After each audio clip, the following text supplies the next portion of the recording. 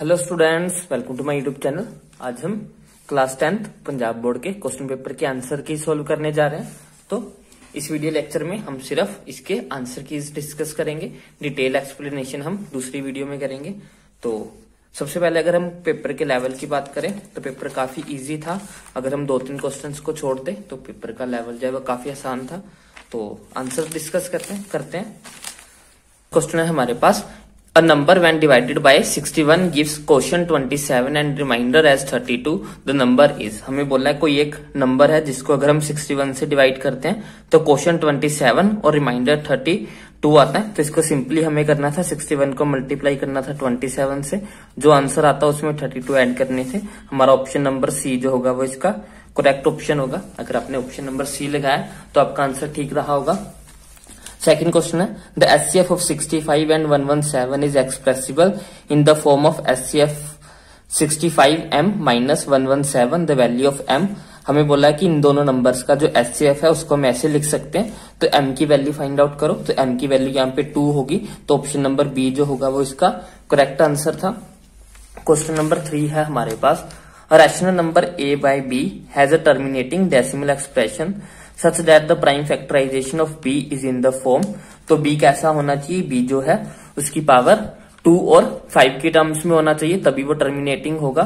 तो option number C जो होगा वो इसका करेक्ट ऑप्शन होगा, ऑप्शन नंबर 3। क्वेश्चन नंबर 4 हमारे पास है, डेसिमल एक्सप्रेशन फॉर पाई। पाई का डेसिमल एक्सप्रेशन कैसा होता है, तो पाई का डेसिमल एक्सप्रेशन जो होता है वो नॉन टर्मिनेटिंग और नॉन रेकरिंग होता है। तो ऑप्शन नंबर सी जो होगा वो इसका करेक्ट ऑप्शन होगा। Question number 5, let x is equal to 7 by 20 into 25 be a rational number, then x has a decimal expansion which terminates। हमें बोला है कि जो इसका आंसर आए वो कितने डेसिमल प्लेसेस के बाद टर्मिनेट करेगा, मीन्स कि कितने डेसिमल प्लेसेस के बाद खत्म हो जाएगा। तो इसका option number B correct answer होगा। आफ्टर 3 डेसिमल प्लेसेस जो है ये आंसर टर्मिनेट कर जाएगा। Question number 6, the value of k for which -4 is the zero of the polynomial x square minus x minus 2k plus 2। हमें बताना है k की कौन सी वैल्यू के लिए जो ये एक्सप्रेशन है इसकी जीरो जो होगी वो -4 होगी। तो सिंपली आपको -4 को पूरी इक्वेशन में पुट करना था, तो आपका k की वैल्यू आ जाती, k की वैल्यू आएगी 9। तो ऑप्शन नंबर बी जो होगा वो इसका करेक्ट ऑप्शन होगा, k की वैल्यू हमारी 9 आनी थी। उसके बाद क्वेश्चन नंबर 7 है हमारे पास, find the relationship between the zeros and the coefficient of the quadratic polynomial ax square plus bx plus c where alpha beta are the zeros of the polynomial। हमें relation बताना है जहां पे ये जो quadratic equation है alpha beta जो है वो जीरोस हैं। तो रिलेशंस बताना है कौन सा सही होगा। अल्फा प्लस बीटा के सारे रिलेशन है, मीन्स की सम ऑफ जीरोस। हमें पता है कि सम ऑफ जीरोस मीन्स की alpha plus beta equal to -b/a होता है। तो ऑप्शन नंबर डी जो होगा वो इसका करेक्ट ऑप्शन होगा, alpha plus beta is equal to -b/a। Question number 7। Question number 8 है हमारे पास, which of the following is not a quadratic polynomial. हमें बताना है कि इनमें से कौन सा क्वाड्रेटिक पोलिनोमियल नहीं है। तो इसका ऑप्शन नंबर डी जो होगा वो करेक्ट ऑप्शन होगा। A quadratic polynomial whose sum and the product of zeros are 0 and -5 respectively। हमें एक ऐसी पोलिनोमियल बनानी है जिसके सम ऑफ जीरोस 0 हो और प्रोडक्ट ऑफ जीरोस 5 हो। तो ऐसी इक्वेशन कैसी होगी हमारे पास, इसका ऑप्शन नंबर बी जो होगा वो करेक्ट ऑप्शन होगा, x square plus 5। Question number 10, which are the zeros of the polynomial. हमें बताना है कि इसके पोलिनोमियल क्या रहे होंगे। तो इसके पोलिनोमियल -2 एंड 5 बनेंगे। ऑप्शन नंबर बी जो होगा वो इसका करेक्ट ऑप्शन होगा। ये फैक्टराइज हो जाता है हमारा +5x -2x करके। तो इसकी फैक्टराइज जब हम सोल्व करते तो हमारे पास आंसर आता -5 एंड 2। ऑप्शन नंबर बी जो होगा वो इसका करेक्ट ऑप्शन था। उसके बाद question number 11, the value of k for which the system of equation kx minus y is equal to 2 and 6x minus 2y is equal to 3 has a unique solution। हमें बताना है किस condition के लिए जो इन दोनों इक्वेशन का unique solution होगा।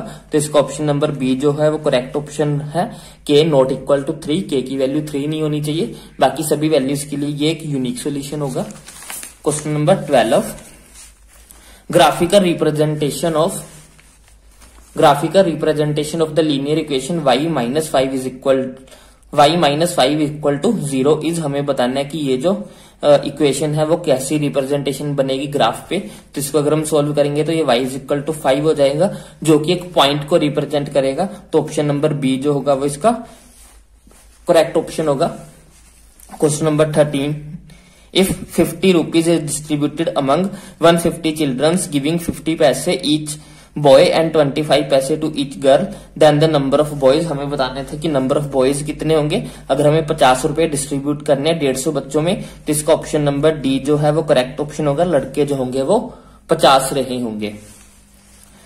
नेक्स्ट 14 क्वेश्चन है हमारे पास, the equation of a x की power n plus b y की power n plus c is equal to 0 represent a straight line if, हमें बोल रहा है कि इनमें से कौन सी कंडीशन के लिए ये वाली जो इक्वेशन है वो एक स्ट्रेट लाइन बन जाएगी। तो हमें पता है स्ट्रेट लाइन कैसी होती है, 2x plus 3y plus 2 is equal to 3, ये एक रिप्रेजेंटेशन है हमारे पास स्ट्रेट लाइन की। पावर नहीं होनी चाहिए, पावर 1 होनी चाहिए। तो अगर n की वैल्यू 1 हो जाएगी तो एक स्ट्रेट लाइन हो जाएगी। तो ऑप्शन नंबर सी जो होगा वो इसका करेक्ट ऑप्शन होगा, n इज इक्वल टू 1 के लिए ये जो होगी एक स्ट्रेट लाइन की इक्वेशन बन जाएगी। उसके बाद क्वेश्चन नंबर 15 है, if 3x plus 2y is equal to 13 and 3x minus 2y is equal to 5 then the value of x plus y। Simple हमें एलिमिनेशन मेथड यूज करना था, एलिमिनेट मेथड करते तो ये कैंसिल हो जाता, 3 प्लस 6x हो जाता इधर हमारे पास। तो x की वैल्यू हमारे पास 3 आ जानी थी, और फिर x की वैल्यू यहाँ पे पुट करते तो y की वैल्यू हमारे पास 2 आ जाती, x प्लस y करते तो 3 प्लस 2 हमारे पास 5 आना था। ऑप्शन नंबर ए जो होगा वो इसका करेक्ट ऑप्शन होगा। क्वेश्चन नंबर 15 का आंसर होना था 5। Question number 16, the distance of point 2 minus 3 from the x axis,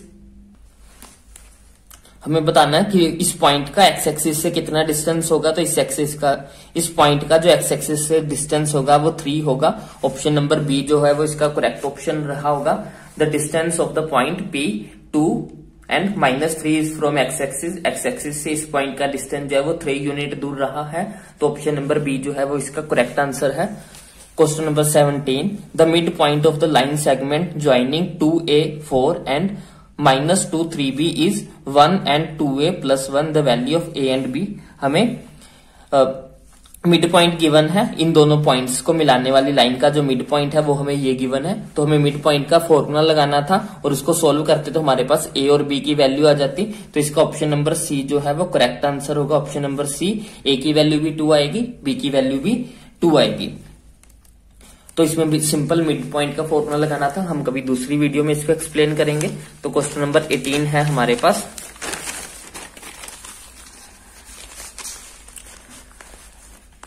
find the coordinates of the points that divides the line joining the point -1 7 and 4 and -3 in the ratio 2:3। हमें यहाँ पे section formula use करना था। Section फॉर्मूले को solve करके use करके हम कोऑर्डिनेट बताते। तो इसका आंसर आना था ऑप्शन नंबर ए 1 एंड 3। तो ऑप्शन नंबर ए जो है वो 18th क्वेश्चन के लिए सही ऑप्शन था।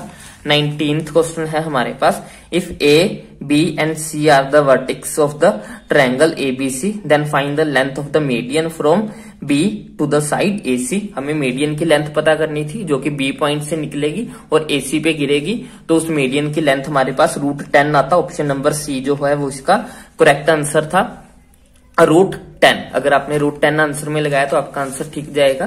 क्वेश्चन नंबर 20 था हमारे पास, the coordinate of the end points of the diameter of a circle are 2 -5 and -2 9 the coordinates of the centre point. हमें डायमीटर के कोऑर्डिनेट्स दिए, हमें सेंटर के कोऑर्डिनेट्स पता करना है। फिर से हमें जो है मिड पॉइंट का फॉर्मूला लगाना था। यहाँ पे भी हमें x1 और x2 की वैल्यू गिवन थी, हमें x1 वैल्यूज पुट करते तो हमारे पास सेंटर पॉइंट आ जाता, मिड पॉइंट आ जाता। बेसिकली मिड पॉइंट का ही फॉर्मूला लगाना था यहाँ पे। तो हमारा आंसर आता यहाँ पे ऑप्शन नंबर डी 0 एंड 2। उसके बाद next question number 25, the value of 2 tan theta divided by 1 + tan square 30 is equal to, इसका option number C correct option था, sin 60। ये जो एक्सप्रेशन होगा वो इक्वल टू होता है sin 60 के। अगर आप यहाँ पे वैल्यूज पुट करते सारी तो हमारा आंसर sin 60 आ जाता। Question number 22, if cos a is equal to 4/25 find the value of sine A. तो इसका ऑप्शन नंबर ए जो था वो करेक्ट ऑप्शन था 7/25। क्वेश्चन नंबर 22 का आंसर ए जो है वो करेक्ट था। Question number 23, which of the following is not a trigonometric identity. हमें बताना था कि इन गिवन आइडेंटिटीज में से कौन सी आइडेंटिटी गलत है। तो ऑप्शन नंबर डी जो है वो इसका करेक्ट ऑप्शन था। ये आइडेंटिटी गलत है, ये आइडेंटिटी करेक्ट नहीं है। अगर ये करेक्ट होती तो यहाँ पे माइनस का साइन होना था। तो ऑप्शन नंबर डी इसका जो है वो करेक्ट आंसर है। बढ़ते हैं क्वेश्चन नंबर 24। क्वेश्चन नंबर 24 है हमारे पास, if tan alpha is equal to √3 and tan beta is equal to 1/√3 find the value of alpha plus beta. हमें tan अल्फा की वैल्यू गिवन है, बीटा की वैल्यू गिवन है, हमें अल्फा प्लस बीटा निकालना था। तो ये हमें मिलता 30 डिग्री, ये हमें मिलता 60, दोनों को ऐड करते तो ऑप्शन नंबर डी 90 डिग्री जो है वो इसका करेक्ट ऑप्शन था। क्वेश्चन नंबर 24 ऑप्शन डी जो है वो इसका करेक्ट आंसर था। Question number 25, in right angle triangle PQR, right angle at Q, PQ की लेंथ दी है 3 सेंटीमीटर, PR की लेंथ दी है हमें 6 centimetre. Find the angle QRP, हमें QRP की वैल्यू फाइंड आउट करनी है। तो ट्रिग्नोमेट्रिक आइडेंटिटी यूज करनी थी हमें। तो हमारा ऑप्शन नंबर डी जो है वो इसका करेक्ट ऑप्शन आता। तो क्वेश्चन नंबर 25 ऑप्शन डी जो है वो इसका करेक्ट आंसर था। अब question number 26, if sine 2a is equal to cos a minus 18 is true then a is equal to, हमें a की वैल्यू फाइंड आउट करनी है। तो a की वैल्यू हमारे पास आ जाती है ऑप्शन नंबर डी 36 जो है वो इसका करेक्ट आंसर होना था। क्वेश्चन नंबर 26 आंसर जो था वो डी ऑप्शन था। Question number 27, how many tangents can a circle have. और सर्कल की कितनी टेंजेंट्स हो सकती है। तो सर्कल की इनफाइनाइट नंबर ऑफ टेंजेंट्स हो सकती है। तो ऑप्शन नंबर डी जो है वो इसका करेक्ट आंसर है। Question number 28, in a given figure PA and PB are the tangent to the circle drawn from external point P, CD is a third tangent touching the circle at Q, इफ PA is equal to 10 centimetre, CQ is equal to 2 centimetre, then what is the length. Question number 28 में हमें बोला हुआ है कि जो PA और PB जो है वो टेंजेंट्स है और CD जो है वो भी एक टेंजेंट है। हमें PA की लेंथ जो है वो 10 सेंटीमीटर दी है, CQ की लेंथ जो है वो 2 सेंटीमीटर गिवन है। इस पूरे की 10 है और इस वाले की हमारे पास 2 है। हमें PC की निकालनी है, इतनी की लेंथ फाइंड आउट करनी है। तो हमें पता है कि जो एक एक्सटर्नल पॉइंट से अगर हम टेंजेंट डालते हैं तो वो सेम लेंथ की होती है। अगर इसकी लेंथ 2 है तो इसकी लेंथ भी 2 हो जाएगी। अगर ये पूरा 10 है तो 10 - 2 करेंगे तो हमारे पास PC आ जाएगी। तो PC की वैल्यू 8 सेंटीमीटर आती। ऑप्शन नंबर ए जो है वो इसका करेक्ट आंसर था। क्वेश्चन नंबर 28 के लिए ऑप्शन नंबर ए जो है वो सही था, 8 centimetre. Question number 29, what is the radius of the circle if the distance between the two parallel tangent of to the circle is 12 centimetre. अगर दो पैरेलल टेंजेंट्स के बीच का जो डिस्टेंस है वो 12 है तो रेडियस पूछ रहे हैं। तो हमारे पास ये 12 गिवन है तो रेडियस इसका 12 का हाफ मीन्स की 6 सेंटीमीटर। तो ऑप्शन नंबर बी जो है वो इसका करेक्ट आंसर रहा होता। 29 क्वेश्चन के लिए ऑप्शन नंबर बी जो है वो करेक्ट आंसर है, 6 centimetre. Question number 30, if the tangent PA and PB from a point P to a circle with centre O are inclined to each other at an angle of 60 degree then POA। हमें बोला गया कि अगर दोनों tangents के बीच का angle 60 degree है तो उसका सेंटर के साथ कितना एंगल बन रहा है। तो उसके सेंटर के साथ जो एंगल बनेगा वो हमारा बनेगा। तो क्वेश्चन नंबर 30 के लिए हमारा ऑप्शन नंबर सी जो है वो करेक्ट था। इसका सेंटर के साथ 120 डिग्री का एंगल बनेगा। तो क्वेश्चन नंबर 30 के लिए ऑप्शन नंबर सी जो है वो करेक्ट आंसर था, 120। उसके बाद question number 31, the shaded portion in the given figure is called. Shaded part को हम क्या बोलते हैं, इसको हम माइनर सेक्टर बोलते हैं। तो ऑप्शन नंबर सी जो है वो इसका करेक्ट ऑप्शन था, माइनर सेक्टर। ये सेगमेंट नहीं है, ये सेक्टर था।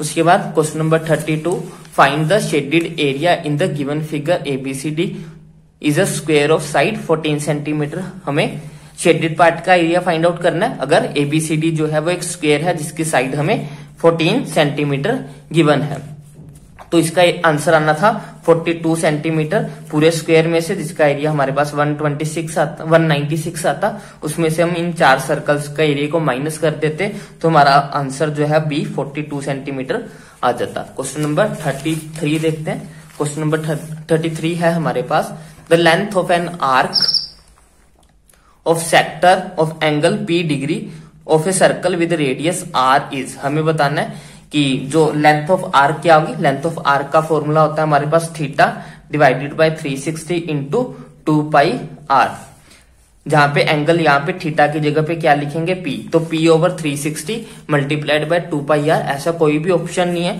तो इसको थोड़ा सोल्व कर लेते हैं। यहाँ पे हमारे पास 180 आ जाएगा, P over 180 into pi R, P over 180 into pi R. Option number D जो है वो इसका करेक्ट आंसर होगा। Question number 33 option number D जो है वो करेक्ट आंसर था, P by 180 into pi R.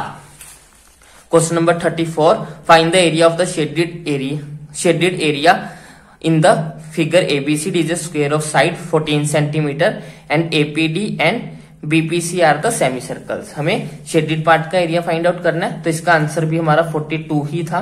Question number 34 option number C जो है वो इसका करेक्ट आंसर था 42 सेंटीमीटर। उसके बाद प्रोबेबिलिटी आ गई 35 question, a dice is thrown once, what is the probability of getting a composite number. तो कंपोजिट नंबर आने की प्रोबेबिलिटी बतानी थी तो ये आता हमारे पास ऑप्शन नंबर बी 1/3 जो है वो इसका करेक्ट आंसर होगा। कंपोजिट नंबर आने की प्रोबेबिलिटी होगी 1/3। Question number 36, a card numbers 2 to 51 are placed in a box and shuffled well. A card has been taken out of this box randomly. What is the probability that the number on the card is even? हमें cards हैं जिनके ऊपर 2 से लेके 51 तक का number लिखा हुआ है, उसमें से एक कार्ड निकालना है जिसकी प्रोबेबिलिटी इवन आने की प्रोबेबिलिटी बतानी है। तो इसका ऑप्शन नंबर ए जो है वो करेक्ट ऑप्शन होगा 1/2। 1/2 is the right answer. Question number 36 के लिए ऑप्शन नंबर ए जो है वो करेक्ट आंसर था। क्वेश्चन नंबर 37, ये अच्छा क्वेश्चन था। ये इस क्वेश्चन को हम टफ बोल सकते हैं क्योंकि ये जल्दी दिमाग में नहीं आया होगा बच्चों के। तो suppose you throw a dice on a rectangular area shown in the figure, what is the probability that it will fall on the circle of diameter 1 metre. तो हमें प्रोबेबिलिटी बतानी है कि हमारा जो डाइस है वो इस सर्कल के ऊपर गिरे, तो इसका ऑप्शन नंबर ए जो है वो करेक्ट आंसर होगा। ऑप्शन नंबर ए कैसे आया, हमारा जो टोटल आउटकम क्या था, ये पूरा एरिया इस एरिया के ऊपर गिर सकता था, तो हमारी टोटल जो आउटकम्स है वो क्या होगा, area of rectangle. Area of rectangle क्या आ जाता, 3 इंटू 2 6। ऊपर फेवरेबल का केस में क्या होता, इसके ऊपर गिरे, मीन्स की एरिया ऑफ सर्कल के ऊपर गिरे। एरिया ऑफ सर्कल क्या होता है, पाई आर का स्क्वायर। रेडियस क्या हो गया 1/2, क्योंकि ये डायमीटर था तो इसे हाफ करना था, तो ये हो जाता 2 इंटू 2 4, 4 इंटू 6 24। तो π/24 जो है वो ऑप्शन नंबर ए था। तो क्वेश्चन नंबर 37 के लिए ऑप्शन नंबर ए जो है वो करेक्ट आंसर है। उसके बाद question number 38, what is the minimum value of probability of an event. किसी इवेंट की जो मिनिमम वैल्यू है प्रोबेबिलिटी क्या हो सकती है, सबसे छोटी प्रोबेबिलिटी की वैल्यू 0 ही हो सकती है। 1 तो मैक्सिमम होती है और नेगेटिव में पॉसिबल नहीं है, तो नेगेटिव वाले तो ऑप्शन अपने आप एलिमिनेट हो गए। 0 और 1 में से सोचना था, 1 तो मैक्सिमम प्रोबेबिलिटी होती है किसी चीज की, तो 0 जो होगा वो सबसे मिनिमम वैल्यू होगी प्रोबेबिलिटी किसी भी इवेंट के होने की। क्वेश्चन नंबर 39, क्वेश्चन नंबर 39 है, अ bag contains 5 red balls, 8 white balls, 4 green balls, 7 black balls. A ball is drawn at random from the bag, find the probability that it is not green. हमें पता करना है probability की जो ball हमने निकाली है वो ग्रीन नहीं है। तो सबसे पहले तो टोटल फेवरेबल केस देखते हैं, सभी को ऐड करेंगे तो हमारे पास आएगा 8 5 13, 13 और 4 17, 17 और 7 24। और अब हमें बोला है कि ग्रीन नहीं होनी चाहिए, तो ग्रीन बॉल कितनी है 4, तो 24 में से 4 माइनस करेंगे तो हमारे पास आ जाएगा 20। इसको सोल्व करेंगे तो ये आ जाएगा 5/6। तो ऑप्शन नंबर ए जो होगा वो इसका करेक्ट ऑप्शन होगा 39 क्वेश्चन के लिए। Option number A 5/6 is the right one. Question number 40, the king, queen and the jack of club are removed from a deck of 52 playing cards and then well shuffled. One card is selected from the remaining cards, find the probability of getting a king. हमें king निकालने की probability पता करनी है। तो total cards 52 होते हैं, लेकिन अब हमारे पास यहाँ पे टोटल कार्ड्स 52 नहीं है, क्योंकि उसमें से 3 बाहर निकाल दिए। 3 बाहर निकाल दिए तो पीछे बचे कितने, 49। अब हमें एक किंग आने की प्रोबेबिलिटी पता करनी है। टोटल डेक में 4 किंग्स होते हैं, एक किंग हम पहले ही निकाल चुके हैं। अब हमारे पास सिर्फ 3 किंग बचे हैं, तो ऊपर 3 आएगा, 3/49। ऑप्शन नंबर ए जो होगा वो इसके लिए करेक्ट ऑप्शन होगा। क्वेश्चन नंबर 40 के लिए आंसर नंबर ए जो है वो करेक्ट ऑप्शन था, 3/49। आई होप आपके अच्छे से मैच किया होगा और आई होप आपने अच्छा स्कोर भी किया होगा। पेपर का डिफिकल्टी लेवल काफी आसान था, अगर हम 1-2 क्वेश्चन को छोड़ दें तो बाकी लेवल काफी इजी था। तो best of luck, I hope आपने अच्छे से पेपर किया होगा। Bye bye, take care.